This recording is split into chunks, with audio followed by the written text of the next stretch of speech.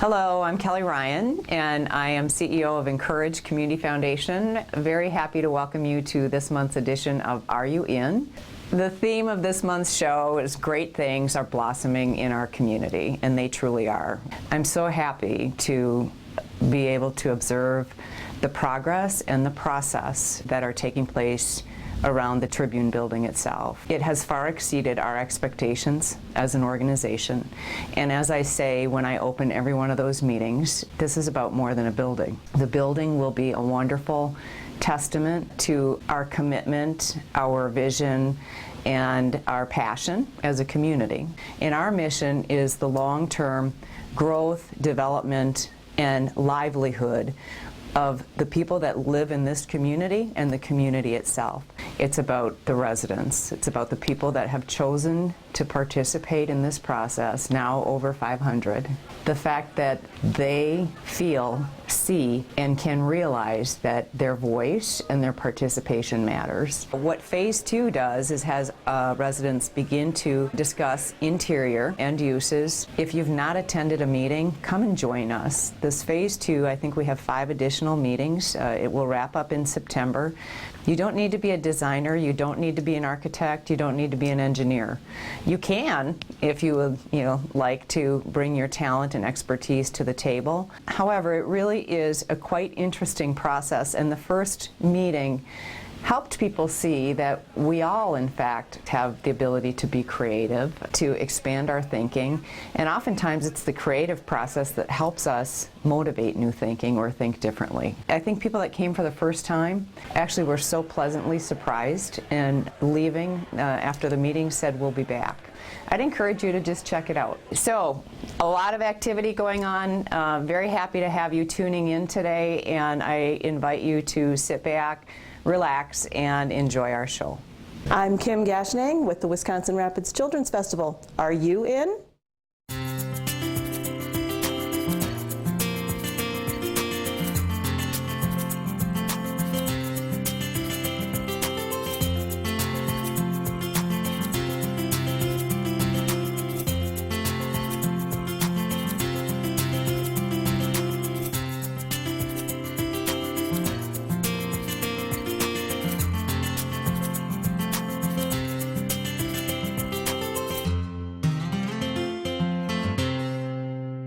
Hello and welcome to Are You In? A show by your Incourage Community Foundation. It recognizes and celebrates the many good things happening in our community. And it highlights the courageous work being done by our friends and neighbors. That's right, we've got a lot happening on today's show because new ideas and change are blossoming in our community. We held our first Phase 2 meeting for the Tribune Building Project.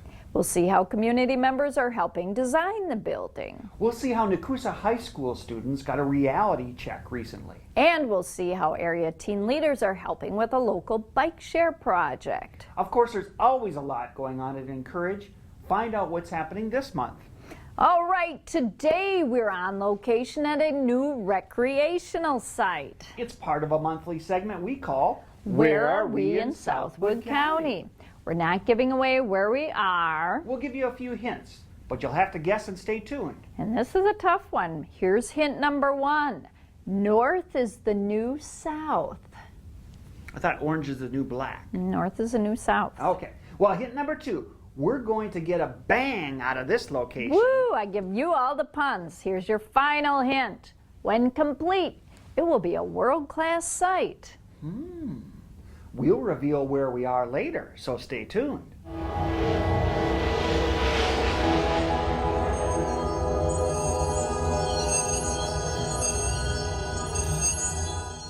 This year, one of the new ideas blossoming in our community is a bike share program. Biking and sharing, what a great combination.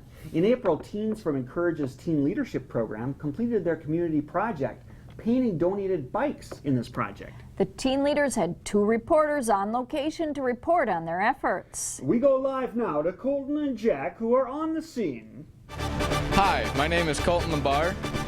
Jack Schrader, we're reporting live. Here with the Incourage Community Foundation with the teen leaders. Going to help out with the bike share program a lot. We really believe in what they're doing, getting America off their feet, getting fit. Should be a great day. It's a beautiful day out here, and we'll just see where it goes. We're inside here now in the Tribune building where the teen leaders are working on their bikes. We got some great stations going on, getting rid of some stickers off the old bikes, getting rid of the glue that was from the stickers on the bikes, you know, and polishing up the new bike. So later on for painting. At the station here to my left, they're using blow dryers to melt the glue on the stickers and then are removing the glue with putty knives. Then over on our right, they are taping up the bikes where they're going to paint so then they don't get paint in the wrong parts. The group that presented the bike share program to us was the Wood County Health Department.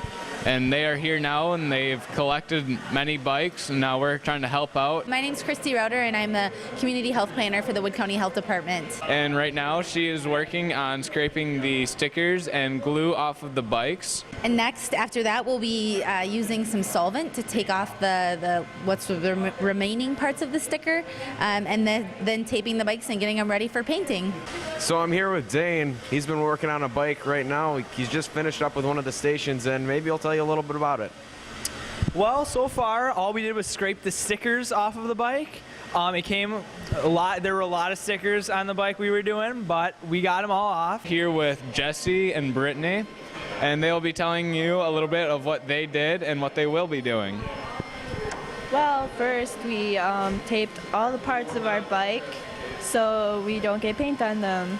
Next, we are using hair dryers to get the stickers off. Hey, I'm here with Bethany. She's working the solvent, getting all the glue off from the stickers. Stickers are a big problem with these bikes, and we're taking care of them. It looks like it's pretty tough, you know. You got to get that glue off of there. It's a residue, but I see her using it, and it's getting it off. So this is going to work out pretty well. We picked this project as teen leaders because we believe that there can be a fitter America than there already is, and we've already working on logos, the name. And now we're just trying to help out the project and get it started up by painting the bikes. So how's it going so far, Eric? Pretty good. Not too hard of work. We've been doing pretty well on time, too.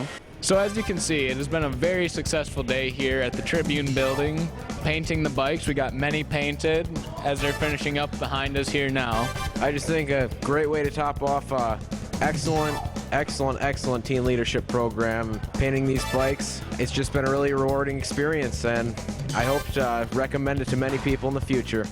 This has been Jack Schrader and Colton Labar here at the Tribune building, reporting live for the Bike Share program with the teen leaders.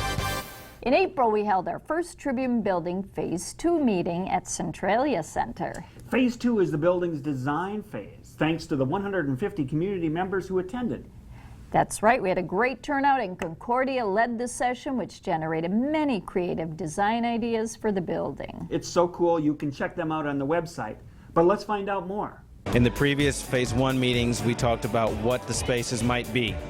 Now we're going to talk about what those spaces might look like and how they might interact with each other. We've determined what programs go on what floors and in what areas of the building. Each step of the way will get more concrete. We'll be talking about materials, we'll be talking about daylighting, we'll be talking about internal lighting, all of those kinds of things. This Phase 2 is really going to force people to kind of, again, get away from those logistics and really just think about sounds and colors and ideas and smells and feelings, you know, and really the ambiance of what that space looks like and feels like.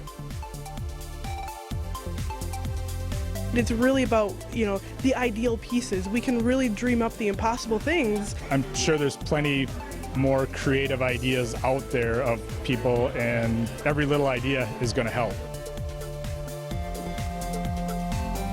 We really want to have a seamless connection between the building and the landscape and the riverfront, and then the other things that happen around that city block.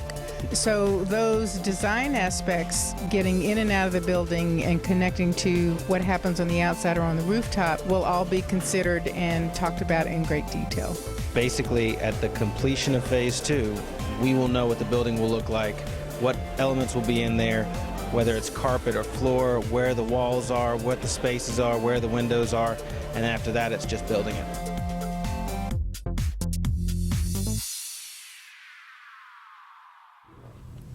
With this show's theme being new ideas and change blossoming in our community, our interview today is a perfect fit.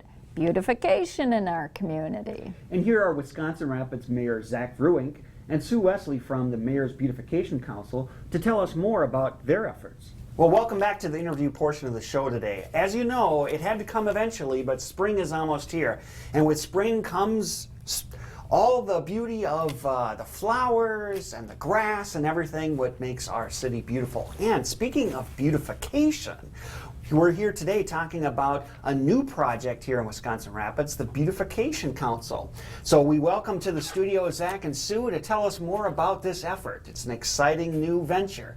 Can you tell us about how this started and what your plans are? Well, the Mayor's Beautification Council started as a result of interested residents who had expressed to me over the last 2 years, really, that residents wanted to get involved in beautifying our city. And I often felt that it wasn't just City Hall that necessarily needed to lead that effort. So residents have now stepped up to the plate to join the council. It's an open invite where residents can participate in one or multiple meetings around projects they're passionate about. And so putting their mark on making our community a more beautiful place. Can you talk a little bit about what are the different avenues, what different parts of the beautification, because that could, span a lot of different topics. Yeah, so the first meeting we met to talk about what are the burning priorities that people had on top of their minds. So we shared those amongst the group. Then we've now decided or discussed prioritizing those projects, determining what's a mechanism that we can prioritize them in the community. I've also talked a little bit about, okay, what are the funding sources that not necessarily is it just city funds, or does it even have to be city funds to support the project? But at some level, you probably need city buy-in or city approval. So I figure this is a great way to get residents tapped right into City Hall. And Sue, can you talk a little bit about your role on the council? Yes, I got interested last summer when I noticed the lack of any flowering plants on Grand Avenue. So I approached Zach at one of his campaign parties and said that I was interested in seeing hanging baskets on Grand Avenue. And then he told me about the formation of the council. And I said, put me on, I would like to do that. So I have just taken that ball, and it's rolling very well at this point. We are going to have hanging baskets on Grand Avenue from City Hall up to 2nd Street, the theater and Wood Trust, and then along the river from Wood Trust to Jennings. And we are inviting the community to join in as a fundraiser. And we have also been awarded at our very first council meeting. Gus Mancuso mentioned that Incourage has a grant process, and it's called What If Grant. So I was on it, made application, and within a week, I believe, we were given a grant of $1,850 to help us with the purchase of the plants. And now we are asking people to invest into this beautification program, and any amount would be more than welcome. And the checks are to be made out to the City of Wisconsin Rapids, therefore tax deductible. And if you see fit that you would like to give a $150 investment, we are going to designate one of the poles with a basket in your name, and there will be a plaque written with 3 lines of whatever you would like. So we welcome everybody to join in. That's great, and I understand there's been a great deal of cooperation with Water and Light on this project? Yes.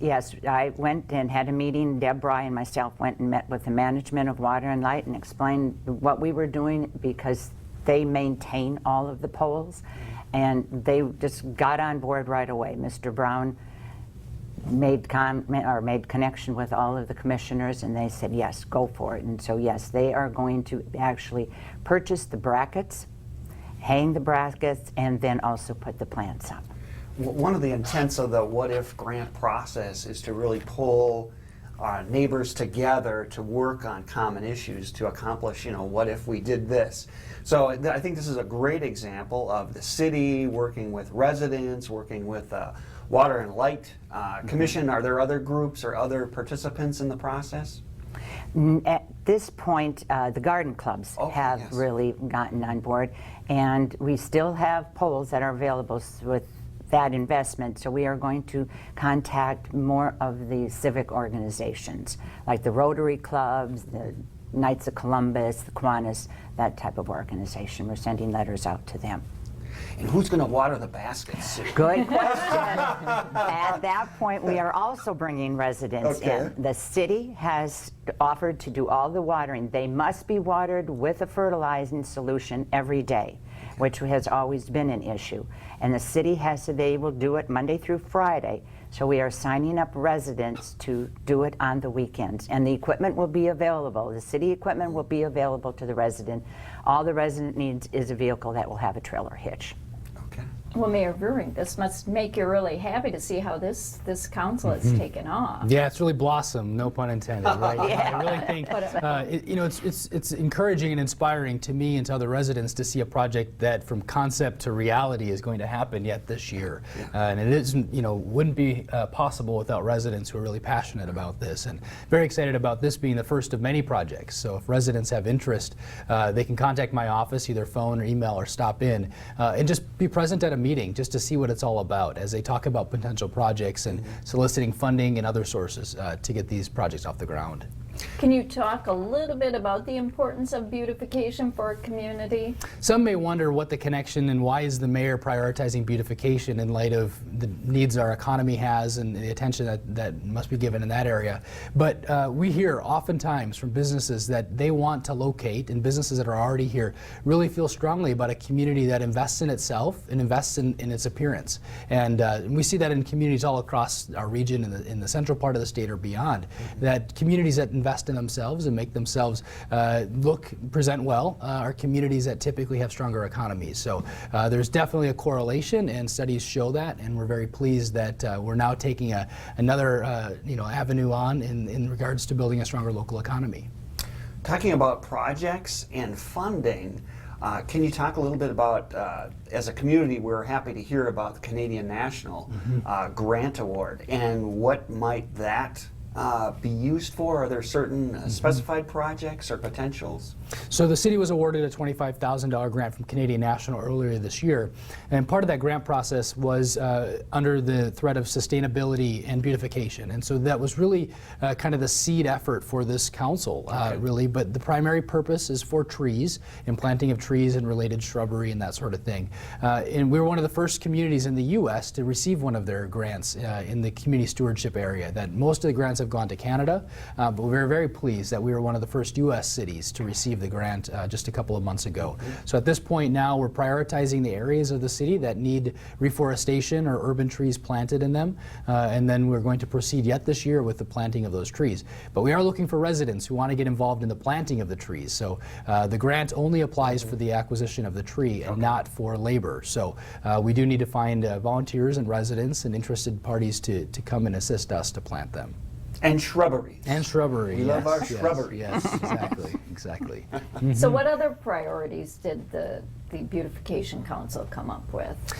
Some of the examples people have talked about the boulevards and medians in other communities, that a lot of ours are cold mix asphalt, and towards the tail end of the summer, they're overgrown in weeds, and so they're a maintenance issue for the city to handle. In many communities, just nearby Plover, for example, has taken on the medians of the community and planted low maintenance shrubs and those sorts of things to make them more aesthetically appeasing. And I think that's something that we're looking at here as well.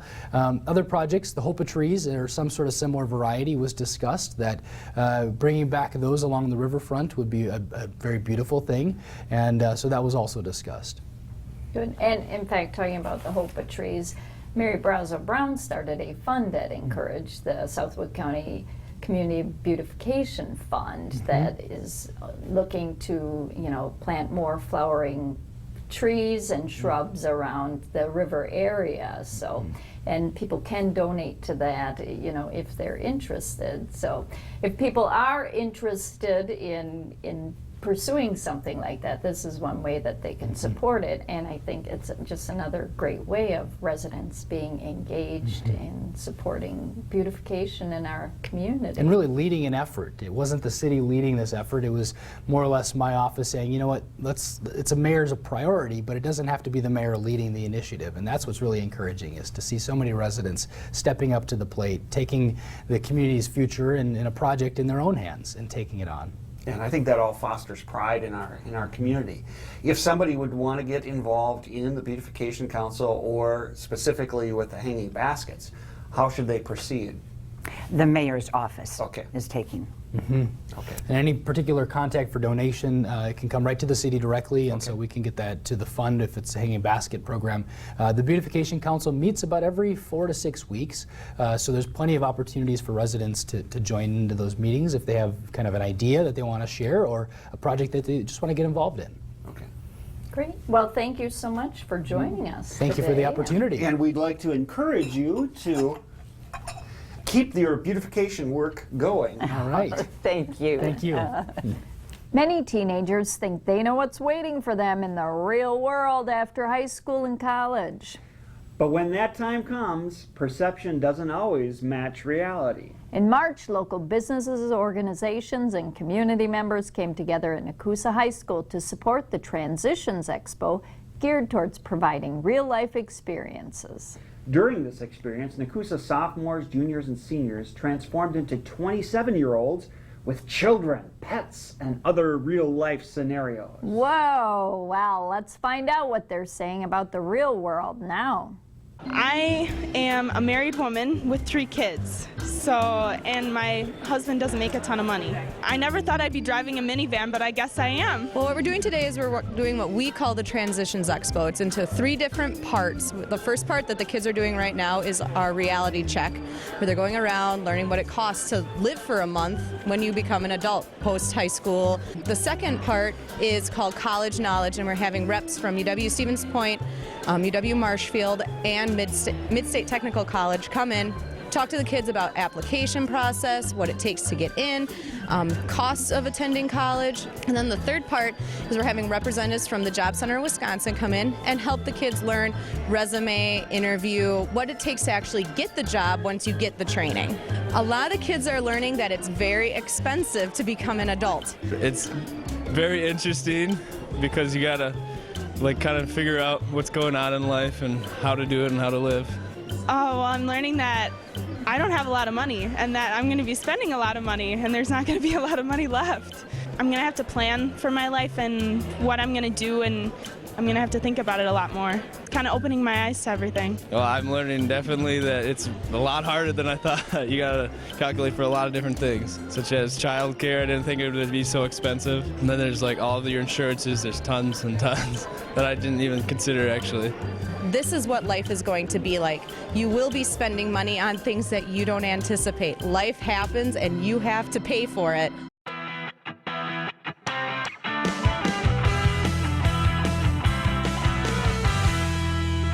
Okay, we're back, and it's time to find out Where are we in Southwood County?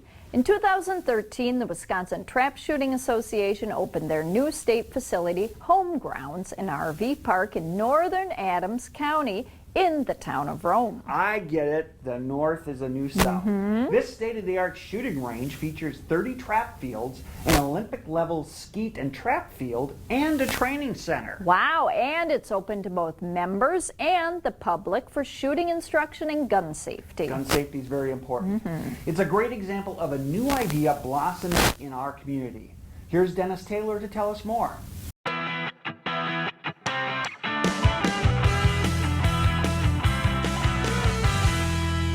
Wisconsin Trap Shooting Association's new shooting complex training and learning center. We're located 1 mile south of Wood County in northern Adams County, just off of Highway 13 on Akron Drive. We're fortunate enough to find this piece of property 4 years ago, purchased it, started construction 2.5 years ago, and we're at this point now. We have 30 trap fields in. We're putting in a campsite and also an Olympic bunker, which will be showcased June 7th and 8th. We're going to have around 300 to 400 youth shooting and then 30 youth shooting on the bunker trap also, so they can qualify for the Olympic shoot. The shooting complex will also be open to the general public. We'll have daily shooting here. We will not be having any leagues to begin with. I'm going to say mid-June it'll be open to the public so they can come out daily, probably noon to 5. We will have shells that you can purchase here. If you want to bring your own shells, that is permissible. Normally just shoot rounds of 25 is just for fun, and if you need some help learning how to shoot safely, we will train you. The shooting complex is generating interest nationwide, bringing in hundreds of visitors. Wisconsin State Trap Shoot this year is July 15th through July 20th. Last year we had 800 competitors from 21 different states. I fully expect upwards of 900 to 1,000 this year from probably 30 states because there is a lot of excitement in the United States about this new facility and how great it is. Ongoing upgrades will make this complex world-class with the potential for bringing in major competitions. The campgrounds are going to be opening in probably mid-June. We're in the process of putting 104 campsites in. They're going to be all pull-through, all full hookup. The next phase will be another 104 campsites, all pull-through, all full hookup. We are a world-class facility. We're going to keep it a world-class facility. We plan on being a 5-star complex with the campgrounds and the shooting facility. So this will be a destination for shooters to come and shoot our state shoot, and then we will grow as some other shoots. We hope to at some time have 4 more bunker traps put in. And once we get those, we can actually hold the World Cup Championships here. There's only 2 places in the United States that can host them right now, so we want to be one of them.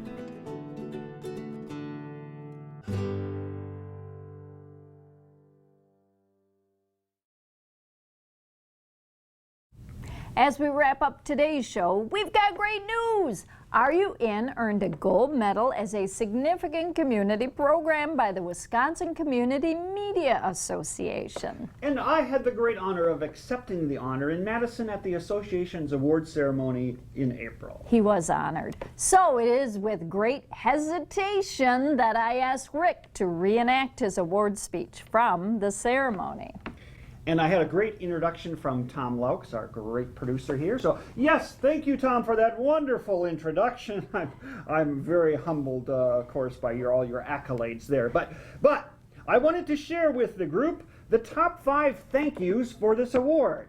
Number 5, thank you to the Wisconsin Community Media Academy, to the Republic for which it stands, one organization under God indivisible, with levity and brevity for all. Number 4, thank you to all our viewers, both of them, as well as my family for all of their support, especially my granddaughter, Maddie, who couldn't be with us here tonight. Eat your prunes, dear, and fill your pants. Number 3, thank you to our producer, Carol, for sharing her talent and devoting untold hours in the editing room, especially to put together the year-end takeout reel. Number 2, thank you to River Cities Community Access and Tom Laux for hosting our show and for all of the support and encouragement that they provide, especially the new teleprompter. Sorry for hiding the remote. Number 1, thank you to Incourage Community Foundation for supporting our program and enabling us to reach out to the entire central Wisconsin community, whether they want us or not. Thank you very much. Beautiful, beautiful. And I'll add one more. Kudos to my great co-host, Rick. As always, we appreciate you joining us to see the new ideas and change blossoming in our community. A huge thanks to River Cities Community Access for hosting us. Tune in next month for another edition of Are You In?